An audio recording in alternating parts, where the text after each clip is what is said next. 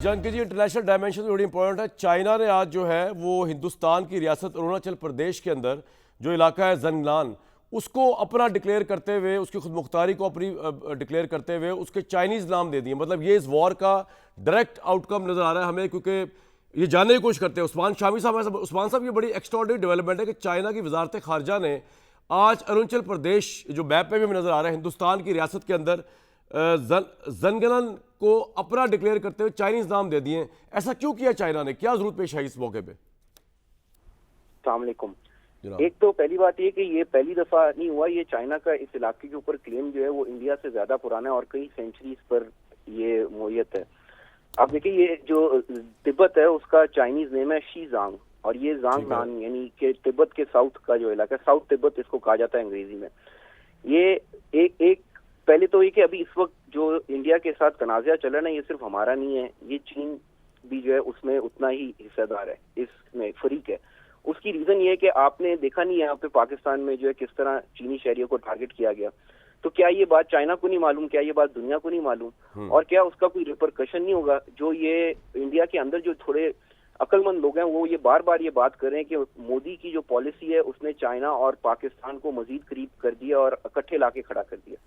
दूसरी बात, जो आपने इसकी जांगनान की बात की ना, ये जो नॉर्थ ईस्ट की रियासतें हैं, ये 7 रियासतें हैं जिसके अंदर ये जांगनान, आसाम, मणिपुर है, नागालैंड है, त्रिपुरा है, मिजोरम है, मेघालय है। यहाँ सब हर जगह अलहदगी पसंद तहरीकें चल रही हैं। यानी ये कोई एक जगह नहीं है कि जहाँ पे आप कहें। इसके बाद आसाम पे भी चाइना का क्लेम है। और आप देखें, ये लोग जो इन इलाकों में रहते हैं ना, इनकी शक्ल इनके जैसी है, ना इनके लिबास इनके जैसे है, ना कल्चर ऐसा है, ना वो जुबान बोलते हैं। तो इनका क्लेम क्या है उसके ऊपर? और ये कर क्या रहे हैं? ये इन सारी रियासतों में जाके हिंदू आबाद करें, जो यहाँ इन्होंने कश्मीर। उस्मान साहब, आपको लगता है कि पाकिस्तान ने जिस तरह चाइनीज टेक्नोलॉजी को हिंदुस्तान के खिलाफ हमारे पायलट ने जिस महारत से और जिस कोऑर्डिनेशन के जरिए इस्तेमाल किया है, उससे चाइना को भी बहुत एडवांटेज हो गया, खित्ते के अंदर इंडिया के ऊपर एज हो गया बहुत ज्यादा? चाइना को तो जितना एडवांटेज होता है उतना तो शायद पाकिस्तान को भी नहीं हुआ, क्योंकि चाइना के इंटरेस्ट ज्यादा बड़े हैं ना। तो आप अगर इंटरनेशनल मीडिया देखें तो वहां पे ये आज फ्रांस के जो है वो बड़े अखबारात ने इस बात का एतराफ किया है कि चाइनीज जो वेपन है उन्होंने टेस्ट पास कर लिया। ये फ्रांस 24 की खबर थी आज कि उन्होंने बैटल फील्ड के अंदर अपना टेस्ट पास कर लिया चाइनीज हथियारों ने। तो एक बात तो ये। दूसरी बात जो मैं वो आपको कह रहा था ना, ये हमारी वैसे ये हमारा कौमी फरीजा है, हम लोगों को पता नहीं है। और ये 7 रियासतें हैं जो टेररिज्म जो करंट भारतीय हुकूमत ने इन रियासतों के अंदर किया है ना, आप देखिए, हमने अभी जो हमें तजर्बा हुआ, हमें पता लगा कि अगर हम यक आवाज होकर कोई लॉजिकल बात करते हैं तो पूरी दुनिया सुनती है। तो ये हमारा जो है कौमी फरीज है कि हम ये इसको सोशल मीडिया पे भी, वैसे भी अपनी सतह पे, अपने मीडिया के ऊपर भी इस जुल्म को जो है वो बयान करें। तो ये चाइना जो है उसका कोई ऐसा नहीं कि उन्होंने कोई आज क्लेम इस्टेब्लिश कर लिया है। ये इलाका उनका। लेकिन आपको लगता है कि चाइना और पाकिस्तान की पार्टनरशिप बहुत बढ़ने वाली है इस रीजन में अगेंस्ट इंडिया? वो इंडीड बहुत बढ़ने वाली है। और आप देखें, ये जो सारी रियासतें हैं यहाँ पे हर जगह इंडिया को मुश्किल पेश आएगी, सिर्फ एक नहीं है। राइट। और ये जो पॉलिसी ना, आप देखें, ये जो मणिपुर है, यहाँ पे काफी अरसे से क्लैश चल रहे हैं। आपसे भी लोग पूछते होंगे वहाँ पे क्या गड़बड़ है, लेकिन किसी को मालूम नहीं है।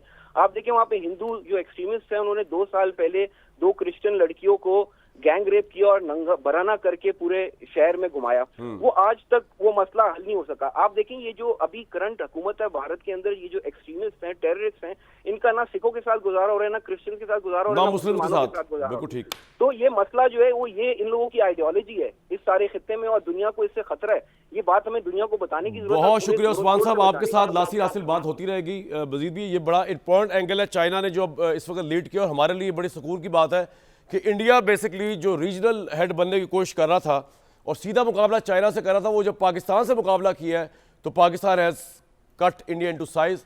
अब उसका एडवांटेज ऑब्वियसली चाइना भी लेगा। हमारा भाई, हमारा दोस्त है और बड़ा स्ट्रेटेजिक पार्टनर है। हसन अयूब साहब, वापस आता हूँ मैं इस इशू के ऊपर जो जुबैर साहब आप बात कर रहे थे। मैं आपसे जानना ये चाह रहा हूँ कि एक तरफ मैं ये बता रहा हूँ कि यार सिस्टम जैसा भी है, जो जुबैर साहब भी कह रहे हैं हाइब्रिड है, जो भी है, फॉर्म 47 जो भी है, उसके बावजूद ये कामयाब हो। लेकिन दूसरे जुबैर साहब ये कह रहे हैं कि जनाब फौज ने कामयाबी हासिल की, इसका मतलब ये नहीं है कि इलेक्शंस की क्रेडिबिलिटी ना हो या पार्लियामान के अंदर एस्टैब्लिशमेंट की इंटरफेरेंस हो। किस तरह देखते हैं आप इसको हसन साहब? देखिए, ये कहना और साबित करने में बड़ा फर्क है ना। जहां साबित करना था वहां पर साबित हो नहीं सका। अब फॉर्म 47 वाली जो है वो राग तो सब लोग पढ़ रहे हैं, सुना रहे हैं, लेकिन आपको मालूम है कि ट्रिब्यूनल्स में इनकी हालत क्या हुई है?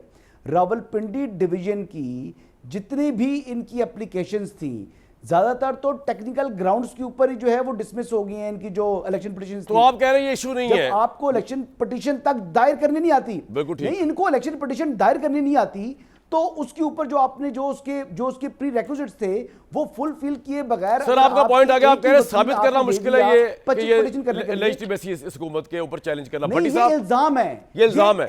भट्टी साहब आप और जुबैर साहब इसको रिपोर्ट करेंगे, ये साबित तो करे ना। भट्टी साहब ये कह देना तो बड़ा आसान है, ये तो बड़ी मुस्तरद लोग बैठे हुए हैं, अभी साबित थोड़ी हुए हैं ये भट्टी साहब। बिल्कुल बिल्कुल, ये भी साबित करें कि ये सारा जो डिज़ाइन किया था ये नवाज शरीफ साहब ने किया था, ये भी साबित कर लें कि ये जो राफेल गिराया था ये JF थंडर 17 ने गिराया था, ये भी साबित कर लें। और ये भी साबित कर लें कि ये फार्म 47 जो है इसको आप झूठा साबित कर लें। क्या इस मुल्क में कभी 77 सालों में कोई चीज़ साबित हुई हमूदुर रहमान कमीशन से एबटाबाद कमीशन तक? क्या हम ये समझते हैं कि ये इलेक्शन फेयर हुए हैं? नहीं हुए तो ठीक है, अब आगे बढ़ें, अगली मरतबा आपके खिलाफ हो जाएंगे, आप साबित करते फिरिएगा फिर तो 47 वाले जो हैं वो 45 पे आ जाएंगे और 45 वाले 47 पे आ जाएंगे। बिल्कुल ठीक। तो खैर ये तो हमारी सियासतें चलती रहेंगी, लेकिन इशू ये है कि मैं फिर एक मरतबा कह रहा हूँ कि आज बड़ा अहम मौका है कि ये सारा सियासी अदम इस्तेकाम खत्म किया जा सके, आज के इस माहौल में हो सकता है। ठीक है, आप ये समझते हैं और आपके नजदीक तहरीक इंसाफ से सुलह की जाए, उस तरह हो सकता है ये। जुबैर साहब आप कुछ कहना चाह रहे हैं, फिर मैं सवाल पुट करता हूँ। जी जुबैर साहब। जी मैं ये कह रहा था कि एक्चुअली हसन अयूब ने तो उसको डायरेक्टली उस तरह से ले लिया। मैं तो एक जनरल बात कर रहा था कि एक पाकिस्तान का आइन है, उस पाकिस्तान के आइन में बड़ी चीज़ें क्लियर कट लिखी हुई हैं, या तो आप उसको डस्टबिन में फेंक दें। ये मैंने तो बात हसन अयूब खान को खुद गिल्टी फील कर रहे थे, उन्होंने फॉर्म 47 और ये सब लेके आ गए। मैं ये कह रहा हूँ कि जी इलेक्शन जो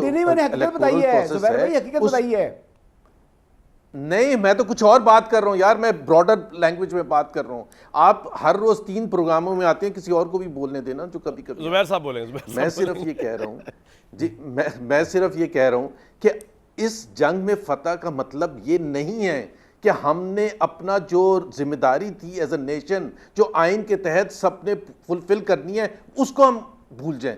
That at least Mohammad Zubair will never agree to that thing। या तो फिर आप ये तय कर लें कि आइन को, और वो भी बाय द वे ये 47 वाली हुकूमत कर सकती है कि आइन को तय कर लें, पार्लियामेंट से पास करवा लें, जैसे 26वीं अमेंडमेंट करवाई थी, या डस्टबिन में फेंक दें और फिर कहें कि जैसे जो चलेगा वो चलेगा। तो वो तो एक सेपरेट चीज़ है। लेकिन इस वक्त जैसे as we talk, I think constitutional process is the right way for Pakistan to proceed further. Pakistan ने सिर्फ जंगें नहीं लड़नी है, पाकिस्तान ने।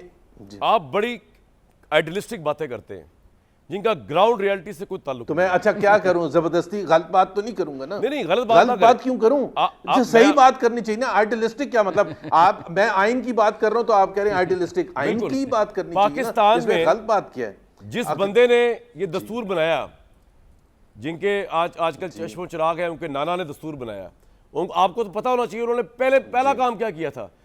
उनके जब तक वो पावर में रहे एज प्राइम मिनिस्टर, उन्होंने सारी ह्यूमन राइट्स की क्लॉजेस को सस्पेंड रखा। मिस्टर भुट्टो ने, उन्होंने अवाम के जो right to assemble, right to protest, right to freedom of express, वो सबसे बड़े डेमोक्रेट ने जो बानी है। आप किस दस्तूर की बात कर रहे हैं यार? आप पाकिस्तान की बात कर रहे हैं जुबैर साहब।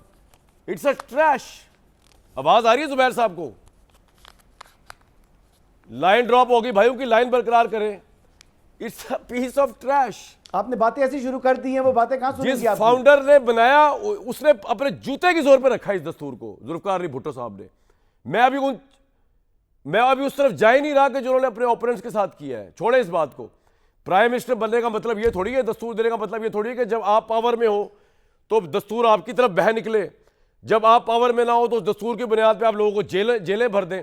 जब इस तरह के वज़ीर आज़म इस मुल्क में आएंगे, मैं सिर्फ भुट्टो साहब की बात नहीं कर रहा, वहां से शुरू करते हैं इमरान खान साहब तक। और अभी हाँ जी जवाब दें जुबैर साहब, जिन्होंने दस्तूर बनाया उन्होंने दस्तूर के साथ क्या किया? ठोकर पे रखा। They treated like a trash. उन्होंने गलत किया या सही? तो भाई यही प्रैक्टिस है इस मुल्क में। उसका मतलब ये तो नहीं है कि किसी ने अगर कोई गलत काम किया तो जुबैर उसको साहब गलत काम आप करते। आप एक घर के फर्द है ना, आप एक गलत काम करेंगे आपकी औलाद को तो आप कुछ कह ही नहीं सकते ना। फिर आपने जब ऊपर ही रूल ऑफ लॉ तोड़ दिया आपका प्राइम मिनिस्टर आर्गुमेंट ने। पता है कैसे है? जी, जी। कामरान, आपका आर्गुमेंट वही है जो जियाउल हक ने दिया था कि इन्होंने पॉलिटिशियंस ने क्या किया, इसलिए डस्टबिन में फेंक दें आइन को। यही मुशर्रफ साहब ने कहा था कि जी ये नहीं, मेरा पॉलिटिशियंस argument ने, ये नहीं नवाज है। शरीफ ने, और उस वक्त तो मैं जनरल जिया की आपका तरह argument बेनिफिशियरी तो नहीं मुझे हूं समझ भुट्टो के नहीं आया जाने का। आपका मेरा क्या। आर्गुमेंट ज्यादा ऑब्जेक्टिव है ना, मैं तो दोनों पार्टियों को देख रहा हूं। आपका ऑब्जेक्टिव है, आप सही बात कर रहे हैं, आपका क्वेश्चन सही है कि जी उस किस्म की हरकतें नहीं करनी चाहिए कि आइन के साथ खिलवाड़ पॉलिटिशियंस जुबैर को साहब, ये नहीं बड़ी करना ऑनगोइंग चाहिए, डिबेट उनकी पे करने की जिम्मेदारी। कोशिश करता हूं आपके साथ में। एक ब्रेक के बाद लेंगे, एक ब्रेक लेते हैं जी। On a lighter yet serious note, Pakistan is an amazing country. हमारा 80% पैनल ये कह रहा है कि ये मुल्क दस्तूर और पार्लियामान की बालादस्ती और अदालतों के बगैर चल रहा है। उसके बावजूद ये मुल्क जंगें भी जीत रहा है और ये मुल्क ऊपर भी जा रहा है। नेक्स्ट वीक तक के लिए इजाज़त।